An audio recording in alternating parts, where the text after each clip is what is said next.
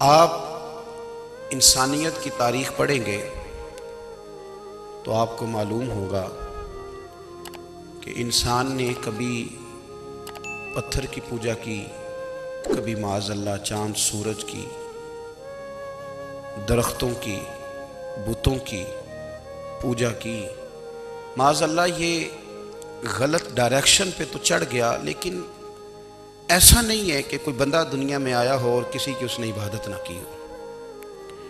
اس لیے کہ اللہ تبارک و تعالیٰ نے جس طرح ہمارے جسم میں کھانے کی طلب رکھی ہے، پینے کی طلب رکھی ہے، سونے کی طلب رکھی ہے، اسی طرح اللہ تعالیٰ نے عبادت کے لیے طلب رکھی ہے جسم میں۔ یہ تو ہوا کہ انسان گمراہ ہو گیا، غلط رستوں پہ چل نکلا، اس نے جھوٹے معبودوں کی طرف معاذ اللہ توجہ کر لی، لیکن وہ کسی نہ کسی کے سامنے جھکتا رہا، کیونکہ اس کے وجود میں طلب تھی، شوق تھا اسے کہ وہ عبادت کرے۔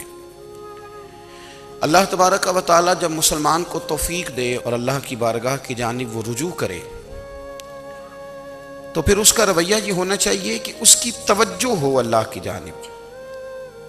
ہمارے ہاں تسبیحات پڑھ لی جاتی ہیں اگر کبھی موقع ملے، لیکن وہ خاص انہماک، وہ خاص شوق، وہ خاص ذوق اللہ تبارک و تعالیٰ کی عبادت کا۔ ایک ہوتا ہے نماز پڑھنا، ایک ہوتا ہے اہتمام کے ساتھ نماز پڑھنا، یعنی ذرا وقت پہ اٹھنا، ذرا صحیح کر کے وضو کرنا، ذرا شوق سے مصلی بچھانا۔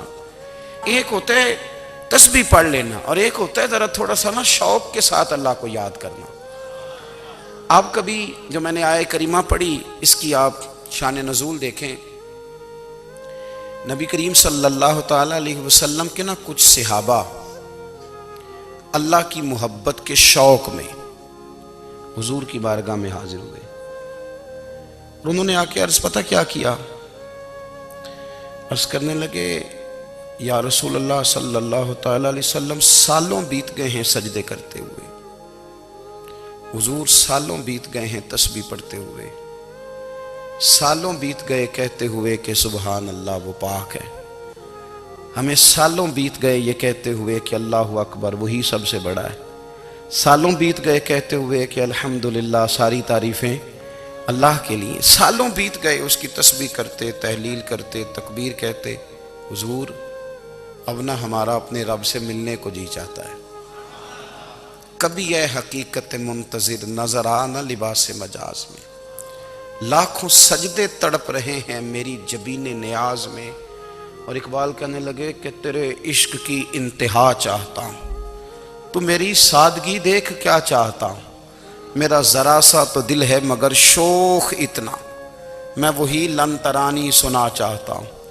میرا بھی دل کرتا ہے کہ اللہ میں تجھے کہوں میں تجھے دیکھنا چاہتا ہوں، جس طرح حضرت موسیٰ کلیم علیہ السلام نے کہا تھا، اور تو مجھے کہے کہ لن ترانی تو نہیں دیکھ سکتا، ذرا سا تو دل ہے مگر شوق اتنا، میں بھی وہی لن ترانی سنا چاہتا ہوں۔ پھر کہنے لگے بھری بزم میں راز کی بات کہہ دی، بڑا بے ادب ہوں سزا چاہتا ہوں۔ دیکھو سب لوگوں کے بیچ ہی میں نے یہ کہہ دیا۔ میرے عزیز صحابہ نا شوق میں، کتنے سارے لوگ ہیں آپ، کتنی ماشاءاللہ بڑی تعداد میں آپ آئے، ہم بھی کبھی اس شوق میں گئے ہیں کہ ہمارے رب کو دیکھنے کو دل چاہتا ہے، ہمارا جی چاہے وہ کبھی ہمیں ملے، ہم کبھی اس کی زیارت کریں، اس کی بارگاہ کرم میں ہم حاضر ہوں۔ صحابہ نے عرض کیا یا رسول اللہ صلی اللہ تعالی وسلم ہمارا رب کہاں ہے؟ ہمارا نا اپنے رب کو دیکھنے کو جی چاہتا ہے۔ جب صحابہ نے یہ عرض کیا تو اللہ نے قرآن مجید نازل کیا، فرمایا وَإِذَا سَأَلَكَ عِبَادِي أَنِّي فَإِنِّي قَرِيبٌ، محبوب جب میرے بندے آپ کی بارگاہ میں آ کے میرے بارے میں پوچھے نا تو ان سے کہہ دینا میں ان کے قریب ہی ہوں، قریب ہی ہوں۔ دلیل کیا ہے؟ بھائی اذا دان، یہ جب بھی مجھ سے دعا مانگیں گے میں ان کی دعاؤں کو قبول فرماؤں گا، میں ان کے قریب ہوں، میں ان کے قریب ہوں، یہ جب بھی دعا مانگیں گے نا میں قبول کروں گا، میں ان کے قریب ہوں۔ اللہ تبارک و تعالیٰ کے بندے اللہ سے محبت کرتے، رب کی بارگاہ میں جھکتے، اس کو اپنے دکھ سناتے، اس کے پیارے محبوب صلی اللہ تعالیٰ علیہ وسلم کا وسیلہ لے کے اس کے حضور حاضر ہو جاتے، پیشانیاں سجدوں سے روشن ہوتی. ہم نہ ہر چیز کے لیے وقت نکالتے ہیں، ہر چیز کے لیے، لیکن عبادت کے لیے وقت نہیں نکالتے. ہر شے آباد ہے، ہر شے. ہماری فیس بک بھی آباد ہے، واٹس ایپ بھی آباد ہے، ہمارے ٹویٹر بھی آباد ہیں، ہماری ہر چیز آباد ہے. سب سے کم آباد ہمارا مصلی رہ گیا ہے، سب سے کم. وہ لوگ اب ڈھونڈنے سے ملتے ہیں جن کی بغل میں مصلی ہوتا تھا. میرے بھائی، آپ کتنا کو دنیا کے پیچھے بھاگو گے تھکا دے گی، کتنا دولت کے پیچھے بھاگو گے تھکا دے گی. آپ جب اپنی زندگی میں جمع تفریق کرو گے نا تو مرتے وقت احساس ہوگا کہ سارا کچھ تو لوگوں کے لیے کیا، اپنے لیے تو کر ہی کچھ نہیں سکے. اور ہم عبادت کے معاملے میں بہانے بازی بھی کرتے ہیں. ہم کہتے ہیں اوہو رزق کمانا بھی تو عبادت ہی ہے نا، تو میں حلال روزی کے لیے جا رہا ہوں، یہ بھی تو عبادت ہے نا. میری طرح کے لوگ کہہ دیتے ہیں کہ میں سویرے اٹھ کے مدرسے میں کچھ اسباق دیکھتا ہوں تو یہ بھی تو عبادت ہے. میں بیان کرنے کے لیے مطالعہ کرتا ہوں تو یہ بھی تو عبادت ہے نا. اتنے لمبے سفر کر کے ملک میں دنیا میں گھومتا ہوں تو یہ بھی تو میں عبادت ہی کر رہا ہوں. اب اسپیشل نفلوں کے لیے وقت کس طرح نکلے، اسپیشل کر کے تسبیح میں کیسے چلاؤں، میں سارا کچھ ہم بہانے بنا لیتے ہیں نا.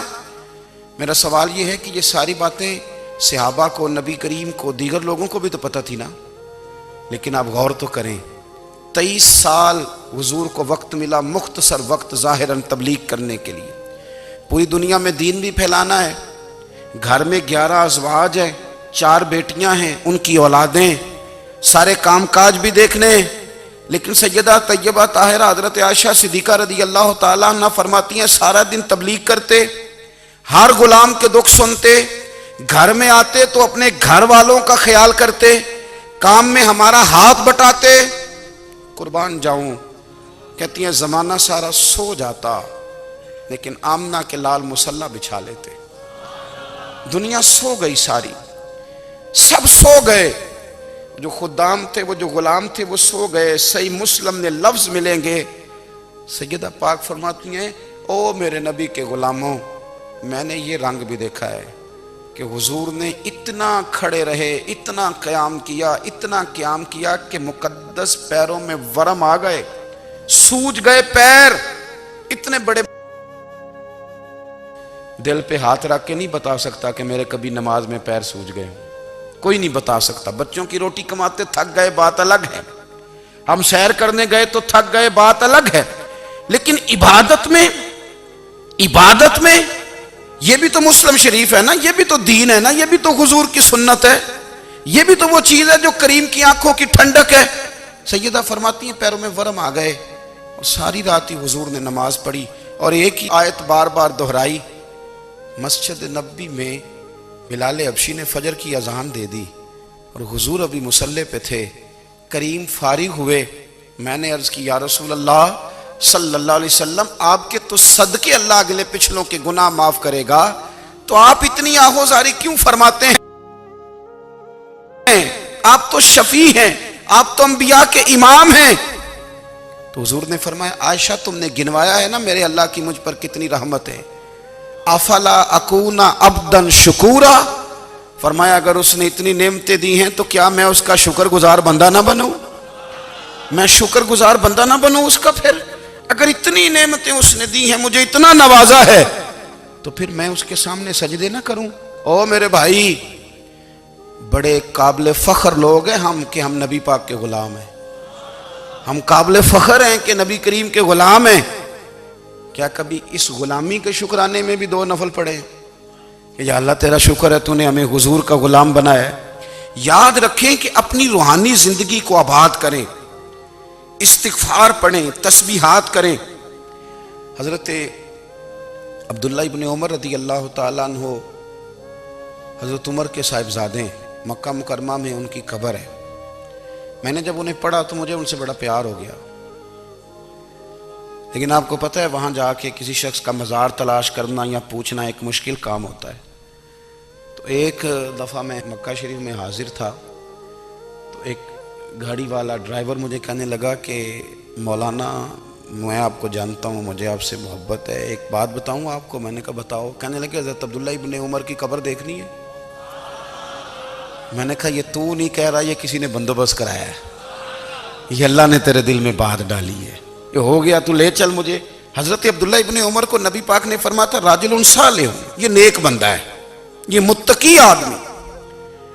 حضرت عبداللہ ابن عمر رضی اللہ تعالیٰ عنہ سیدنا فاروق اعظم رضی اللہ تعالیٰ عنہ کے صاحبزادے ہیں، اور ان کی ہمشیرہ سیدہ حفصہ رضی اللہ تعالیٰ عنہ حضور کی زوجہ محترمہ ہے۔ ایک دن اپنی ہمشیرہ سے کہنے لگے کہ نبی کریم صلی اللہ تعالیٰ علیہ وسلم گھر میں آئے نا، اور اگر حضور غم امت میں پریشان نہ ہوں، طبیعت کو حشاش بشاش دیکھو، تو ذرا پوچھنا تو صحیح حضور کا میرے بارے میں کیا خیال ہے، پوچھنا تو صحیح کہ کریم کی بارگاہ میں میرا کیا مقام ہے، میرے بارے میں حضور کیا فرماتے ہیں۔ اب بہن کو کام بتائے، اور بتائے بھی بھائی، اور پھر بہن وہ کام نہ کرے، یہ تاریخ میں ہوتا نہیں۔ حضرت عمر فاروق رضی اللہ تعالیٰ عنہ کی صاحبزادی ام المومنین رضی اللہ تعالیٰ عنہ فرماتی ہیں کہ میں تو بس منتظر تھی، انہوں نے تو کہا تھا نا کہ اگر تم حشاش بشاش دیکھو تو بات کرنا، لیکن حضور تشریف لائے، میری باری تھی، میرے گھر تشریف لائے، کھانا پیش کیا تو فوراً میں نے عرض کی حضور ایک بات پوچھنی تھی۔ تو حضور نے فرمایا پوچھئے۔ میں نے عرض کی حضور میرے بھائی عبداللہ ابن عمر کے بارے میں آپ کا کیا خیال ہے؟ نوجوانوں میری بات پہ غور کرنا، میرے بھائی کے بارے میں آپ کا کیا خیال ہے؟ تو نبی کریم صلی اللہ تعالیٰ علیہ وآلہ وسلم نے میری طرف دیکھا، اور پھر حضور زیر لب تھوڑا مسکرائے، اور بریلی کے امام کہتے ہیں کہ حضور مسکرا دیتے تھے نا تو جو بڑا دکھی ہوتا تھا وہ بھی ہنس پڑتا تھا۔ اب سوال پیدا ہوتا تھا کہ پھر تو اس مسکراہٹ کے لیے انتظار کرنا پڑتا ہوگا کئی مہینے کہ حضور مسکرائیں تو رونے والے ہنسیں، تو اعلیٰ حضرت فرماتے نہیں، انتظار نہیں کرنا پڑتا، یہ مسکراتے رہنا تو حضور کی عادت ہے۔ جس کی تسکین سے روتے ہوئے ہنس پڑے، اس تبسم کی عادت پہ لاکھوں سلام۔ یعنی یہ تو عادت ہے حضور کی مسکراتے رہنا، اس کے لیے انتظار نہیں کرنا پڑتا۔ بھائیو آپ خیال رکھیں گے، غور کریں گے، حضرت عبداللہ ابن عمر رضی اللہ تعالیٰ عنہ کے بارے میں پوچھا تو سیدہ فرماتی ہیں کہ نبی کریم صلی اللہ تعالیٰ علیہ وسلم نہ زیر لب مسکرائے اور فرمایا حفصہ تیرا بھائی ہے تو اچھا، لیکن میں نے سنا ہے کہ عشاء کی نماز پڑھتا ہے تو فجر تک سویا ہی رہتا ہے۔ او نوجوانوں، 10 بجے تک سونے کی بات نہیں ہوئی، 9 بجے تک سونے کی بات نہیں ہوئی، 11 بجے اٹھنے کی بات نہیں۔ حضور فرمانے لگے میں نے سنا ہے کہ عشاء کی نماز پڑھ کے سو جاتا ہے اور فجر تک سویا ہی رہتا ہے، اسے چاہیے کہ تہجد کے وقت اٹھا کرے، اللہ کی بارگاہ میں حاضر ہوا کرے، آہوزاری کرے، سجدے کرے، عبادت کرے، اٹھتا ہے اور فجر میں جا کے اٹھتا ہے۔ حضرت جناب حفصہ رضی اللہ تعالیٰ عنہ کہتی ہے میں نے جناب عبداللہ ابن عمر کو پیغام دیا اور میں نے کہا میرے جوان بھائی سن، نبی پاک نے فرمایا ہے تو اچھا پر تہجد میں نہیں اٹھتا، نفل نہیں پڑھتا۔ او میری ملت کے جوانوں، مزہ نہیں آ جاتا جب ساری دنیا سوئی ہو، ساری دنیا، اور بستر بھی گرم ہو اور نیند بھی پورا غلبہ کر رہی ہو، اور اچانک گھنٹی بجے دماغ میں، آنکھ کھلے، گھڑی پہ نظر پڑے، 3:30 4 بجے کا پیغام گھڑی بتائے، اور کوئی چڑھتی جوانی والا اٹھ کے وضو کرے، اور جب وہ مصلی کھول کے بچھائے تو مدینے والے محبوب کہتے ہیں کہ ہر نماز پہ رب ثواب دیتا ہے، اور جو اٹھ کے تہجد کی نماز پڑھے اسے دیکھ کے تو رب مسکراتا ہے، جو اس کی شان کے لائق ہے، جو اس کی شان کے لائق، وہ مسکراتا ہے، خوش ہوتا ہے کہ میرا بندہ تہجد میں اٹھ گیا، وہ مسکراتا ہے۔ کاش ہماری صبحیں کبھی اپنے مالک کے نام ہو جائیں، کاش کہ صبح حضرت ابو الحسن رحمۃ اللہ تعالیٰ علیہ حضرت معاذ ابن جبل رضی اللہ تعالیٰ عنہ کے پاس بیٹھا کرتے تھے، فرماتے ہیں ان سے جو پیار بڑھا تو پھر میرا مصلی سے بھی بڑھ گیا۔ تابعی ہیں، فرماتے ہیں صحابی رسول سے محبت ہوئی تو ذکر سے بھی ہو گئی، پھر درود شریف سے بھی ہو گئی، محبت ان سے بڑھی تو پھر اللہ نے مسجد کا پیار بھی بڑھا دیا۔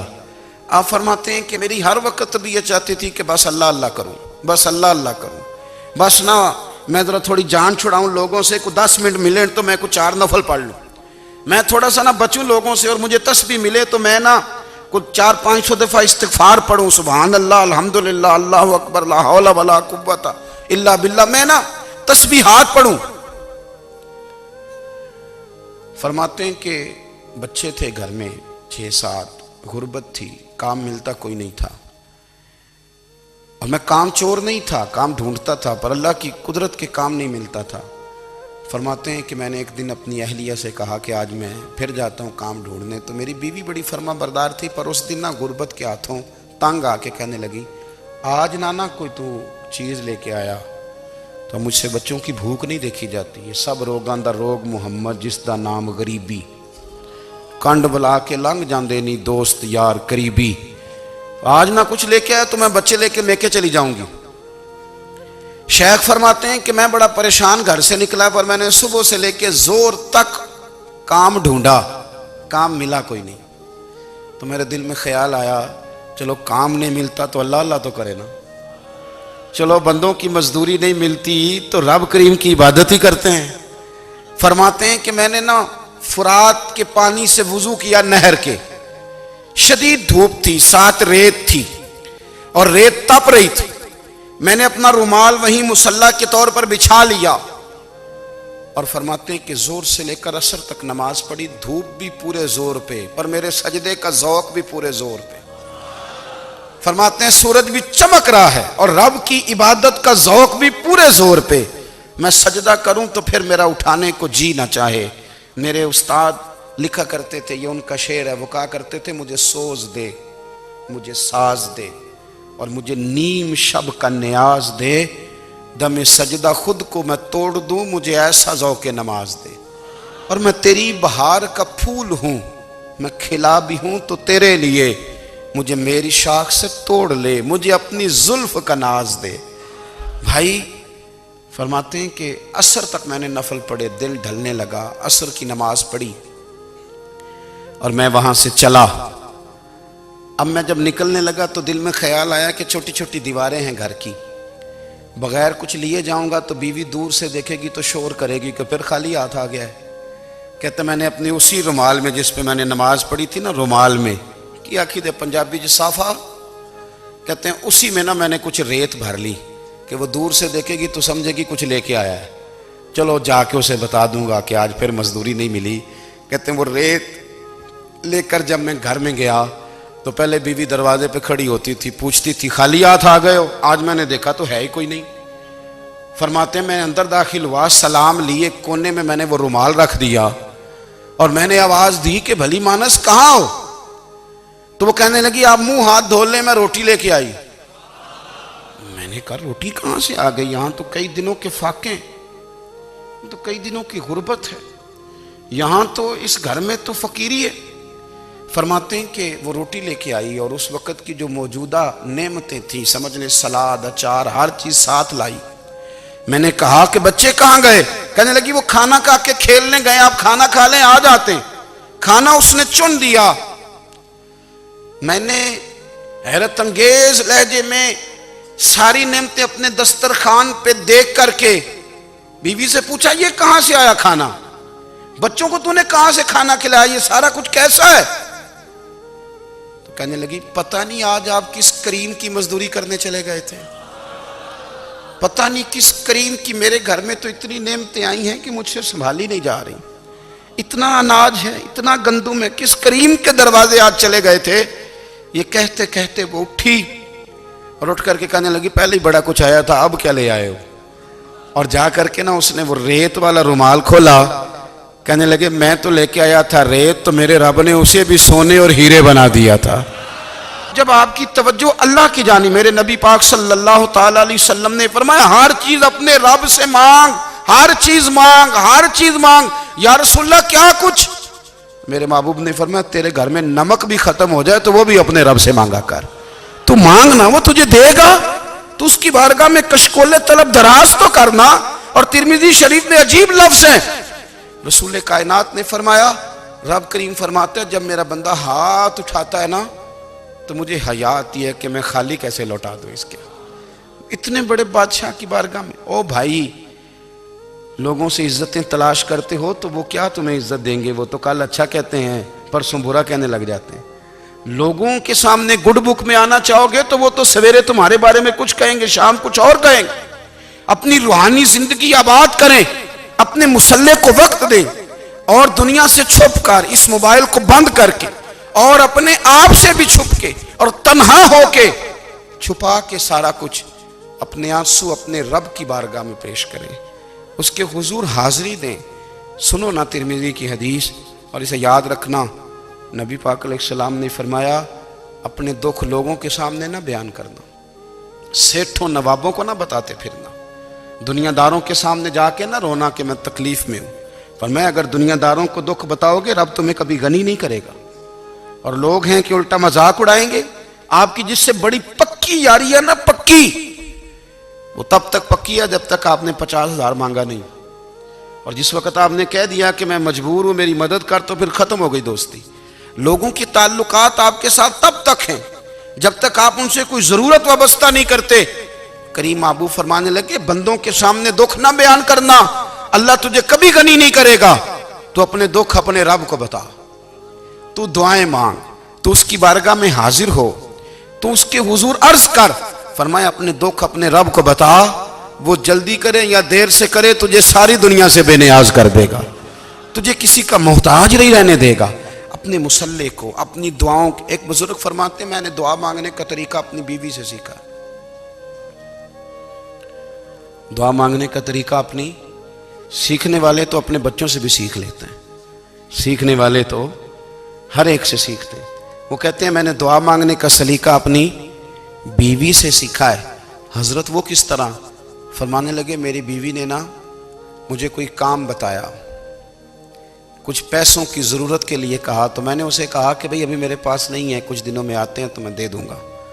عورتوں کی عادت ہوتی ہے وہ بار بار یاد کراتی ہیں، 2-4 دنوں کے بعد پھر اس نے کہا حضرت وہ میں نے کہا تھا کچھ پیسے، میں نے اسے کہا کہ ابھی میرے پاس نہیں ہے، کچھ دنوں میں ملتے ہیں تو میں تمہیں دے دوں گا۔ اس نے کچھ دنوں کے بعد پھر کہا حضور وہ میں نے کچھ پیسے کہے تھے۔ فرماتے میں نے ڈانٹ دیا، میں نے کہا کہ کیا تو روز مجھے شرمندہ کرتی ہے، کہا نا میرے پاس نہیں ہے، ہوں گے تو دے دوں گا، تو روز یاد کراتی ہے۔ فرماتے ہیں اس نے پہلے تو میری ڈانٹ کو سہا، پھر میرے سخت جملوں نے اس کی آنکھوں میں آنسو پیدا کر دیے، پھر اس نے اپنے آنچل میں اپنے اس دکھ کو سمیٹا، اور پھر اس نے ایک جملہ کہا تو میں رو پڑا، اور مجھے اپنے رب سے مانگنے کا طریقہ آ گیا۔ مجھے کہنے لگی حضرت جی آپ نے ڈانٹ دیا، میں نے سہ لیا، پر آپ ہی میرے شوہر ہیں، بتائیں نا آپ سے نہ کہوں تو میں کس سے جا کے کہوں۔ فرماتے ہیں میں رو پڑا، اور میں کھل کے رویا، اور میں تڑپ کے رویا، اور پھر میری سسکیاں بند گئیں۔ تو مجھے کہنے لگی آپ کو کیا ہوا؟ میں نے کہا مجھے بھی دعا مانگنی آ گئی ہے، جب میں اسے کہوں گا نا اللہ تو ہی میرا رب ہے، میں تجھ سے نہ کہوں تو میں کس سے جا کے کہوں؟ میں کیوں کسی بندے سے سوال کروں؟ میں کیوں کسی دنیا دار سے کہوں؟ میں تیرے بندوں کا، نیک بندوں کا وسیلہ لے کے، تیرے محبوب کی غلامی لے کے تیری بارگاہ میں آیا، تجھ سے نہ مانگوں تو کس سے مانگوں؟ سمجھ آ گئی ہے جب میں اس رنگ میں مانگوں گا تو پھر رب میرے اوپر بڑا ہی فضل فرمائے گا، وہ میرے اوپر بڑی رحمت کرے گا، وہ میرے لیے آسانیاں کرے۔ عزیز دوستو ہم اس طرح کرنے لگ گئے ہیں کہ ہم نے نا اپنے تعلقات پر اعتماد کرنا شروع کر دیا ہے۔ میرے تعلقات بہت ہیں، ہم نے اپنی دولت پر اعتماد کرنا شروع کر دیا ہے، میرے پاس دولت بہت ہے۔ ہم نے اپنے علم پر، اپنی شہرت پر اعتماد کرنا شروع کر دیا ہے کہ میرے پاس فلاں چیز بہت ہے۔ یاد رکھنا جب بے نیاز اپنی صفت بے نیازی دکھاتا ہے تو بڑی بڑی دولتوں والے مجبور نظر آتے ہیں۔ بھائیو جب انسان کا رشتہ اپنے مالک کے ساتھ ہوتا ہے پھر تو غم بھی کچھ نہیں کہتے، پریشانیاں بھی کچھ نہیں کہتی، پھر تو زندگی صبر والی، پھر تو زندگی توکل والی، پھر تو زندگی بھروسے والی، پھر انسان اپنے آپ کو رسوا نہیں کرتا، دنیا داروں سے امیدیں اس کی ختم ہو جاتی، امیدیں اللہ رسول سے لگا لیتا ہے، مضبوط ہو جاتا ہے، مضبوط، طاقتور ہو جاتا ہے، خوددار ہو جاتا ہے، باوقار باعزت ہو جاتا ہے۔ حضرت بہلول دانا رحمت اللہ علیہ بیٹھے تھے تو ہارون رشید حج کر کے آ رہا تھا، تو رستے میں حضرت شیخ سے ملاقات ہو گئی، تو السلام علیکم کے بعد کہنے لگا حضور کوئی حکم ہو تو بتائیے گا۔ تو حضرت بہلول دانا فرمانے لگے تیرا رب کون ہے؟ اس نے کہا اللہ۔ تو فرمایا میرا کون ہے؟ کہا اللہ۔ فرمانے لگے تو بڑا ہی بیوقوف ہے، کیا تو یہ سمجھتا ہے کہ رب ہارون رشید کو تو دے گا اور بہلول دانا کو بھول جائے گا؟ تیرا بھی وہی رب ہے، میرا بھی وہی رب ہے، اس نے اگر تجھے دے کے آزمایا ہے تو ہو سکتا ہے مجھے نہ دے کے آزما رہا ہو. جب اس کی حکمت کے تقاضے ہوں گے تو عطا کرے گا اور دے گا. تو جا اپنا کام کر.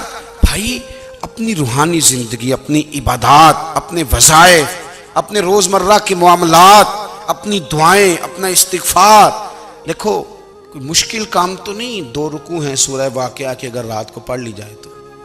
میں کس طرح یہ بات بیان کروں کہ تعویذ بانٹنا آسان ہے اور وظیفہ بتانا مشکل ہے. سارا دن تعویذ بانٹیں تو لوگ لینے کو تیار ہیں، اور اگر آپ وظیفہ بتائیں تو کہتے ہیں تو مشکل کام ہے. او خدا کے بندے، اگر آپ کا تعلق قرآن پاک کے ساتھ مضبوط ہو، قرآن پاک کے ساتھ اگر آپ کا رشتہ ہو، لوگ سفارشیں ڈھونڈتے ہیں نا دنیا میں، کوئی تعلق مل جائے تو میرا کام ہو جائے. دنیا میں اتنا مشکل معاملہ ہے، آخرت میں مجھے بتائیے گا کتنا مشکل معاملہ ہوگا. میرے نبی پاک صلی اللہ تعالی علیہ وسلم نے فرمایا جو لوگ سورہ ملک پڑھا کرتے تھے نا، سورہ ملک، یہ سورت ملک قیامت میں ان کی سفارش کرے گی، اور اس طرح کرے گی کہ کہے گی اے اللہ یہاں اس بندے کو جنت میں داخل کر دے یا مجھے قرآن پاک سے علیحدہ کر دے. تو رب فرمائے گا جا اس کا دامن تھام کے اسے جنت تک پہنچایا. آپ بات کو سمجھیں، جب آپ کے تعلقات اپنے معاملات کے ساتھ مضبوط ہوں گے، یہ نبی کریم نے وعدہ کیا ہے کہ تو سورت واقعہ پڑھ تیرے گھر میں فاقہ نہیں آئے گا. حضرت عبداللہ ابن مسعود رضی اللہ تعالیٰ عنہ بیمار تھے تو حضرت عثمان غنی رضی اللہ تعالیٰ عنہ تیمارداری کے لیے تشریف لے گئے اور جا کر کے کہا کہ آپ بڑے بیمار ہیں، آپ کی بیٹیاں زیادہ ہیں، میں چاہتا ہوں کہ خزانے میں سے کچھ مدد کروں. تو سیدنا عبداللہ ابن مسعود رضی اللہ تعالیٰ عنہ اٹھ کے بیٹھ گئے اور کہنے لگے امیر المومنین، اللہ آپ کو میری طرف سے، میری بیٹیوں کی طرف سے بہتر صلہ دے. میری بیٹیوں کو کسی خزانے کی ضرورت نہیں، میں نے انہیں خزانہ دے دیا ہے. کہا جناب آپ نے کون سا خزانہ دیا ہے، میں آپ کے مالی معاملات کو جانتا ہوں. تو فرمانے لگے امیر المومنین، میرے نبی کریم نے فرمایا ہے جو سورت واقعہ پڑھے اسے کبھی فاقہ نہیں آتا. میں نے بیٹیوں کو یاد کرا دی ہے، یہ خزانہ میں نے انہیں دے دیا ہے. وہ سارے والدین سنیں جو بیٹیوں کے لیے پریشان رہتے ہیں. حضرت عبداللہ ابن مسعود نصیحت کر رہے ہیں، فرمانے لگے میں نے سورت واقعہ یاد بھی کرا دی ہے، پڑھنے کی عادت بھی ڈال دی ہے. حضور نے فرمایا ہے جو سورت واقعہ پڑھے اسے فاقہ نہیں آتا. کہنے لگے چاند تو اپنی جگہ چھوڑ سکتا ہے، سورج گر سکتا ہے، تارے ٹوٹ سکتے ہیں، پر مدینے والے رسول کی بات غلط نہیں ہو سکتی. حضور نے فرمایا فاقہ نہیں آئے گا تو انشاءاللہ کبھی بھی نہیں آئے گا. کرنے کا کام یہ ہے کہ ہم اپنے معاملات، اپنی عبادات، اپنی دعائیں، کبھی 10 منٹ عادت ہو جائے نا دعا مانگنے کی علیحدہ سے رات کو. حضور نے فرمایا جو فرض نماز کے بعد دعا مانگے اللہ اس کی قبول کر لیتا ہے. نبی پاک صلی اللہ تعالی علیہ وسلم نے فرمایا اللہ مسافر کی دعا قبول فرماتا ہے. حضور نے فرمایا اللہ مظلوم کی دعا قبول فرماتا ہے. حضور نے فرمایا بیمار سے دعا کراؤ اللہ اس کی دعا قبول فرماتا ہے. میرے نبی پاک نے فرمایا ماں باپ جب بھی اولاد کے لیے ہاتھ اٹھائیں، ویسے تے بلے شاہ تو آسمانی اڈ دیاں ہی پھڑ دیں، جڑا گھر بیٹھا انہوں بڑھیا ہی نہیں. حضور فرمانے لگے ماں باپ جب بھی اولاد کے لیے دعا فرمائیں اللہ ان کی دعا کو قبول کرتا ہے. آپ اپنا تعلق بنائیں دعا کے ساتھ، عبادت کے ساتھ، مصلی کے ساتھ رشتہ بنائیں، استغفار پڑھیں. صلاح الدین ایوبی صلیبی جنگوں میں تھے، رات کو مسجد اقصی میں نماز پڑھی تو پریشان تھے.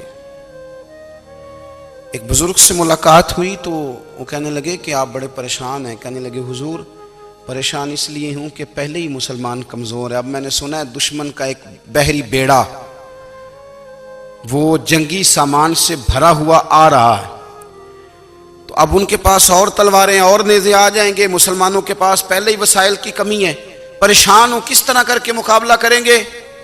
یہ بات کہتے ہی صلاح الدین ایوبی نے بزرگوں سے کہا حضور آپ بھی دعا کرنا، دعا کی بڑی طاقت ہے. میرے نبی پاک نے فرمایا دعا مومن کا ہتھیار ہے، دعا مومن کا، دعا مومن کا. حضور نے فرمایا تقدیر کو سوائے دعا کے کوئی چیز نہیں بدل سکتی. دعا مومن کا ہتھیار ہے، یہ کافر کے پاس کوئی نہیں، یہ ہتھیار ہے مومن کا. اللہ کرے آپ کو سمجھ آئے. پھر سنیں کئی بار کہہ چکا ہوں یہ ہتھیار ہے. کافر کے مقابلے میں جو تیرے پاس سب سے بڑا ہتھیار ہے وہ دعا ہے. دعائیں کرانی چھوڑ دی، کرنی چھوڑ دی، لینی چھوڑ دی. حضرت سیدنا انس بن مالک رضی اللہ تعالیٰ عنہ فرمایا کرتے تھے میں نے وہ رنگ دیکھا ہے جب حضور دعا مانگتے تھے اور حضور کی مقدس آنکھوں میں آنسو بھی ساتھ ہی بہا کرتے تھے، میں نے وہ انداز دیکھا ہے۔ تو صلاح الدین ایوبی بزرگ سے کہنے لگے آپ بھی دعا کیجیے، اور خود رونے لگے اور سر سجدے میں رکھ کے رونے لگے، اور عشاء سے لے کر فجر تک روئے، خوب روئے۔ صبح وہ بزرگ آئے تو صلاح الدین ایوبی کا خوبصورت اور ہنستا ہوا چہرہ دیکھا، کہنے لگے آپ بڑے خوش ہیں، رات تو میں نے بڑے روتے ہوئے دیکھا تھا۔ تو کہنے لگے حضور وہ جو بحری بیڑا آ رہا تھا نا وہ پانی میں ڈوب گیا ہے، اب وہ نہیں آ رہا، ابھی خبر آئی ہے تو میں بڑا خوش ہوں۔ بزرگ کہنے لگے اٹھ سینے سے لگ، اور سن ایک بات، وہ بحری بیڑا پانی میں نہیں ڈوبا، وہ تیرے آنسوؤں میں ڈوب گیا ہے۔ وہ جو تو رات رویا ہے نا رب کریم کی بارگاہ میں، تو وہ ڈوب گیا ہے۔ بھائی اپنا مصلے کا، عبادت کا، وظائف کا، اللہ اللہ کا سلسلہ اس کو مضبوط کریں، اپنی دعاؤں کے تعلق کو مضبوط کریں۔ دعائیں بڑے انقلاب برپا کر دیتی ہیں۔ ہم تھوڑے تھوڑے نا جب سے خشک ہوئے ہیں نا، خشک، اور میری تو جماعت ہی صوفیاء کی جماعت تھی، ہم تو داتا علی اجمیری کی جماعت سے، ہم تو خواجہ اجمیری کی جماعت سے، ہم تو شیخ احمد فاروق سرہندی کی جماعت سے، ہم تو صوفیاء کی جماعت۔ ہماری جماعت نے بھی وہ تعلق جو ہمارے بزرگوں نے بنایا تھا۔ بزرگ اللہ کے قریب کیسے جاتا ہے؟ تو ہمارے یہاں نا بہت سارے لوگ کہتے ہیں جی نظر ہو گئی تو کام ہو گیا۔ بھائی جو بخاری مسلم میں طریقہ ہے نا اللہ کا قرب پانے کا، وہ تو نفل ہے۔ نبی کریم علیہ السلام نے فرمایا بندہ نفلوں کے ذریعے رب کے قریب جاتا ہے، اور اتنا قریب جاتا ہے کہ پھر اللہ اس کی زبان بن جاتا ہے، اللہ اس کی آنکھیں بن جاتا ہے، کان بن جاتا ہے، ہاتھ اور پیر بن جاتا ہے۔ تو یہ تو عبادت ہے، یہ تو اللہ کی بارگاہ کی حاضری ہے جو آپ کو اللہ کے قریب کرے گی۔ تو اپنے نماز کو اہمیت دے کے ادا کریں، نمازیں موبائل بند کر کے ادا کریں۔ دیکھیں نا کچھ لوگ کہتے ہیں مجھے ٹائم نہیں ملتا نماز کا، تو میں کہتا ہوں یہ آپ نے بڑی جرت کی بات کی ہے۔ مجھے کو میرا پیر بھائی کہہ دینا میرے پاس ٹائم نہیں ہے آپ کو ملنے کا، تو میں کہتا ہوں آج کے بعد آنا ہی نہ۔ میں تو کیا سمجھتا ہے تو بہت بڑا آدمی ہے، تیرے پاس ٹائم نہیں ہے اور ہمیں ملنے کا ٹائم، موج کر۔ تو آپ نے اللہ رسول کو کہہ دیا ٹائم نہیں۔ اور عجیب فلسفہ ہے نا، کہا جائے نماز پڑھنے آؤ تو کہتے ہیں کپڑے ٹھیک نہیں، اور کہا جائے کہ آؤ ذرا دعوت پہ چلیں تو کہتے ہیں ایک منٹ ٹھہر میں کپڑے بدل کے آیا۔ نماز کے لیے کہا تو کہتے ہیں ٹھیک نہیں، دعوت کے لیے کہا تو کہتے ہیں میں ذرا تیاری کر لوں، یوں جانا مناسب نہیں۔ یہ معاملہ ٹھیک نہیں۔ رب تو فرماتا ہے کہ جب تو مسجد میں آ تو زینت اختیار کر کے آ، خوب ذوق سے دعا مانگیں، خوب شوق سے نماز پڑھیں، خوب استغفار کا مزاج بنائیں۔ آپ لوگوں کے بیچ رہ کے سکھ حاصل کرنا چاہتے ہیں، لیکن آپ کو پتہ ہے کئی مہینے غار حرا میں رہنا بھی مدینے والے محبوب کا طریقہ ہے۔ ہر سال اعتکاف بیٹھنا الگ سے، یہ بھی حضور کا طریقہ ہے۔ مسجد نبوی کے اندر دروازہ کھلتا تھا نبی کریم کا، پر گھر کے اندر نفل پڑھے نبی پاک، اور حضور فرماتے ہیں کچھ نفل نماز گھر میں بھی پڑھا کرو، گھر کو قبرستان نہ بناؤ۔ ہمارا گھر اللہ کے ذکر سے آباد ہوگا اگر ہم نماز پڑھیں گے نا۔ میں جب سنت پڑھنے کے لیے گھر میں کھڑا ہوتا ہوں تو میرا جو 2.5-3 سال کا بیٹا ہے نا، وہ بھی میرے ساتھ نماز پڑھنی شروع کر دو، اسے پتہ کوئی نہیں نماز کیا ہوتی ہے، لیکن وہ بھی نا سجدہ نہ بھی کرنا ہے تو ساتھ لیٹ ضرور جاتا ہے۔ پتہ چلا بچے لیکچر دینے سے نماز نہیں پڑھتے، نماز شروع کر دیں تو بچے بھی شروع کر دیتے ہیں۔ ہم جب پریشان ہوتے ہیں تو لیکچر دیتے ہیں، تو لیکچر تو باہر شاید چل جائے، گھر میں کیسے چلے گا؟ گھر میں تو عمل چلے گا۔ تو میرے عزیز، آج کے اس روحانی اجتماع میں ہمارے دوستوں نے جو محنت کی، ہم نے بار بار اپنی نیت سے پوچھا خدا ہمیں معاف کرے اگر کوئی ذاتی شہرت ہے، کوئی ہمارے ذاتی مفادات ہیں، رب ہمیں ہدایت دے۔ ہماری یہ خواہش تھی کہ روحانی اجتماع ہمیں تھوڑا سا اللہ اور اس کے رسول کے جانب مائل کرے، کچھ ہمارا رشتہ مصلی کے ساتھ مضبوط کرے۔